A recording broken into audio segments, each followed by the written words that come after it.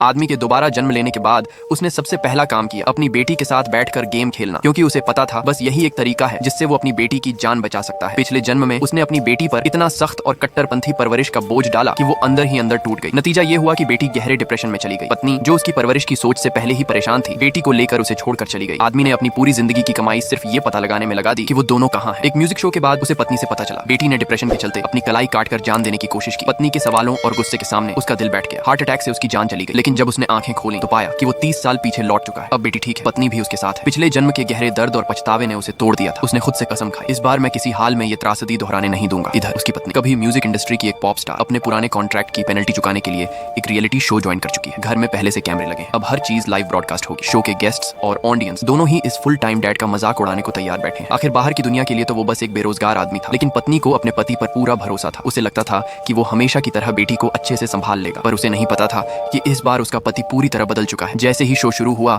घर के सीन सीधे बड़ी स्क्रीन पर आए। किसी ने सोचा भी नहीं था कि आदमी का अगला कदम सभी को हैरान कर देगा। बेटी पहले तो शॉक्ड और अलर्ट हो गई। ऑनलाइन व्यूअर्स भी सोच रहे थे कि ये सब मजाक है, पर उसने सच में बेटी के साथ मिलकर गेम खेलना शुरू कर दिया। इधर शो के गेस्ट्स ने ताने मारने शुरू कर दिए। होस्ट ने पत्नी को मैसेज भेजने का सुझाव दिया, पूछ लो बेटी का होमवर्क हुआ या नहीं, लेकिन शो के लाइव होने का जिक्र न करने को कहा। पति ने तुरंत जवाब भेजा, सारा होमवर्क हो गया, बेटी अभी पियानो प्रैक्टिस कर रही है, सब सही किया है, डांस प्रैक्टिस भी हो जाएगी। और हाँ, अगर मैं इसे टॉप टियर गेमर नहीं बनाऊं तो मैं इसका बाप नहीं। बेटी ने पूछा, और मेरा होमवर्क? आदमी ने मुस्कुराकर कहा, तुम्हारा होमवर्क 5 मिनट में मैं कर दूंगा। ऑडियंस में हड़कंप मच गया। पत्नी भी सोचने लगी, ये आदमी बच्चों को पाल रहा है या बच्चों जैसा बिहेव कर रहा है। धीरे धीरे आदमी की पॉपुलैरिटी गिरने लगी। होस्ट ने चेतावनी दी, अगर सपोर्ट रेटिंग 10% से नीचे गई तो पत्नी को शो से बाहर कर दिया जाएगा। साइकोलॉजिस्ट गेस्ट ने कहा, ये तरीका बच्चे को बिगाड़ देगा, शो को यहीं रोक देना चाहिए। पत्नी के माथे पर पसीना था। वो सोचने लगी, कहीं मुझसे बड़ी गलती तो नहीं हो गई। तभी स्क्रीन पर माहौल बदल गया। ऑनलाइन ऑडियंस जो अब तक मजाक उड़ा रही थी, बेटी की हंसी सुनकर चुप हो गई। लोग बोले, कितने टाइम बाद किसी बच्चे को दिल से हंसते देखा है। फिर जब आदमी ने गेम में प्रो लेवल मूव दिखाकर 5 खिलाड़ियों को हराया तो बाहर बैठा प्रोफेशनल गेमर तक दंग रह गया। ये तो प्रोफेशनल से भी ऊपर है। पॉपुलैरिटी तेजी से बढ़ने लगी। लंच टाइम हुआ। पत्नी को पूरा भरोसा था कि पति अब बेटी को हेल्दी खाना खिलाएगा, लेकिन पति ने ग्रिल्ड बारबेक्यू प्लेट परोस दी। पिछली जिंदगी में उसने बेटी की डाइट इतनी सख्त रखी थी कि बेटी को ईटिंग डिसऑर्डर हो गया था। इस बार वो उसे खुश देखना चाहता था। ऑडियंस फिर नाराज हो गई। पत्नी ने कॉल करके पूछा, तुम ऐसे कैसे खिला सकते हो? बेटी और पिता ने मासूमियत से झूठ बोला, मम्मी